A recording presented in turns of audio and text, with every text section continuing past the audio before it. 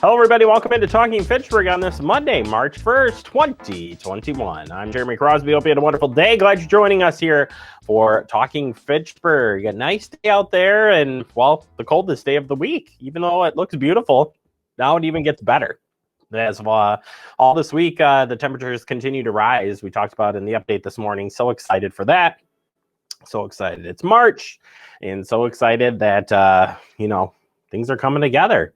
Got a new vaccine, approved over the weekend. So it takes up to 3 vaccines for COVID-19. So it's just let's call it a positive Monday. And we've got a very good show for you as well on this positive Monday. We'll get you the latest in headlines. We'll check in at the recycling drop-off center. Figured spring is in the air, so you're probably going to be doing some spring cleaning. So let's tell you what you can and can't bring over to the recycling center.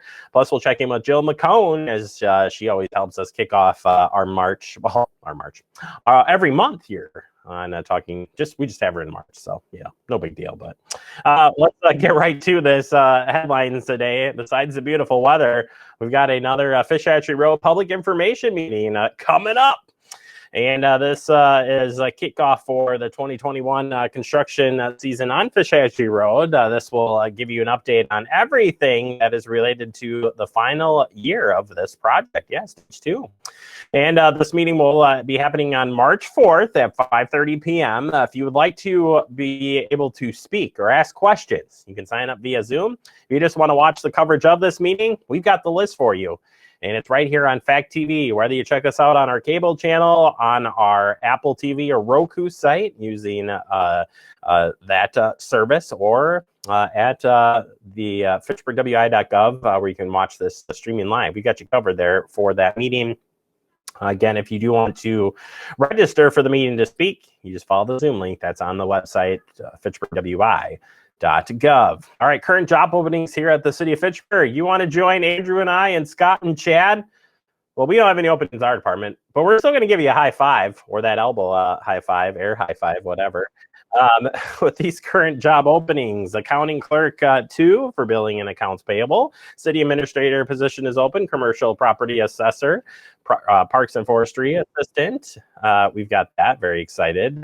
We've got program assistant, program coordinator for Parks and Rec, another Parks and Maintenance seasonal position, Parks and Recreation public, that's in the Public Works Department, Works Utility Maintenance, it's Public Works. I said Works, see, I was just jumping ahead there.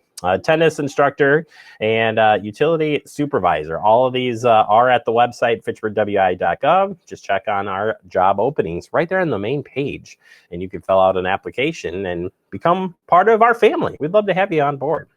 All right, new data snapshot from Dane County. Threw this in here as numbers, they're looking pretty good, actually. And here we go. This is from February 8th through the 21st. Dane County's 14-day average number of cases is 88 per day. That's down from 95 last snapshot, or 50% of all cases were UW students or staff, and 70% of the tests were conducted by UW's University Health Services. 16.7% of Dane County population has received at least 1 dose of the vaccine. Nearly 3 out of every 5 Dane County residents age 65 years and over have received at least 1 dose of the vaccine as well. 13 people, that's 1.1% of all cases, associated with assisted living or skilled nursing facilities. Again, that's 1.1% of the cases that were reported. Excuse me for getting choked up there on that. All right. Clean mask. Yeah, clean mask is an effective mask, and make sure you do mask up as it works here with COVID-19. Just because the vaccines are out there, it still doesn't mean we shouldn't mask up when we head out. So follow these tips and tricks to keep your mask clean and effective as possible. Use a new mask each day. When's the last time you changed out that cloth mask, Andrew? Change your mask if it gets dirty or wet.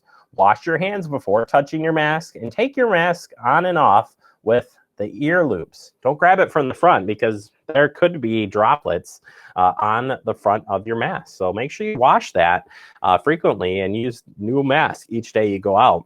And that includes even if you double up the masking, by the way. So a lot of people might be using the mask. They were using that surgical mask on the inside and then a cloth on the outside. You still got to wash the outside mask, the cloth mask. I'm sure the surgical mask you cannot wash, but I've been known to be wrong. So you just got to read whatever the manufacturer says on that.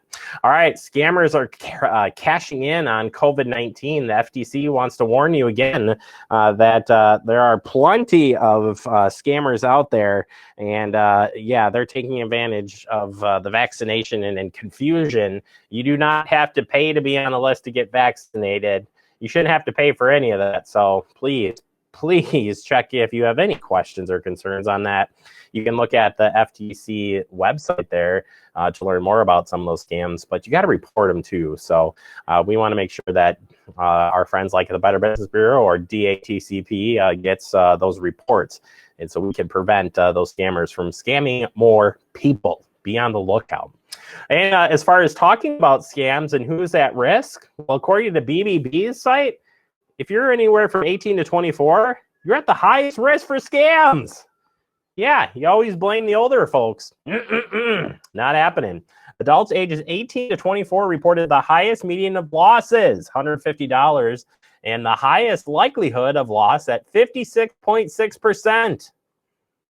Yikes. BBB Scam Tracker is in 2020, according to the Better Business Bureau. Previously, older age groups consistently lost higher median dollar amounts to scammers year after year, even while young adults tended to lose money more often. This year, the financial loss reported by those 18 to 24 were equal to the adults 65 and older. Online scams rise during COVID-19 pandemic. The 2020 BBB Scam Tracker Risk Report says focuses on the impact of scams in the wake of the pandemic in the demographic groups were at the most risk. More scams were perpetrated online, yielding the highest likelihood of financial loss in 2020. This is likely connected to a consumer habit shift since the start of COVID-19 pandemic. In a survey of over 5,000 individuals that reported scams to the BBB Scam Tracker in 2020, 43.1% said that they spent more time online due to the pandemic, and 57.1% said they purchased more online because of the pandemic. The risk of financial loss also rose significantly in 2020. Literally 1 in every 2 reports of BBB Scam Tracker, or 46.7%, noted a financial loss, with 2/3 of the reports at 64.7% resulting in financial loss being online purchase scams, which was the top riskiest scam in 2020. More of this information is online, including resources to reduce your chance of getting scammed and how to report them. You got to report them as they come in. All right, that does it for our headlines. Coming up next, we open up our digest. I'll have information on how you can use our great recycling center here in the city of Fitchburg. But first, here's a look at the meetings happening this week.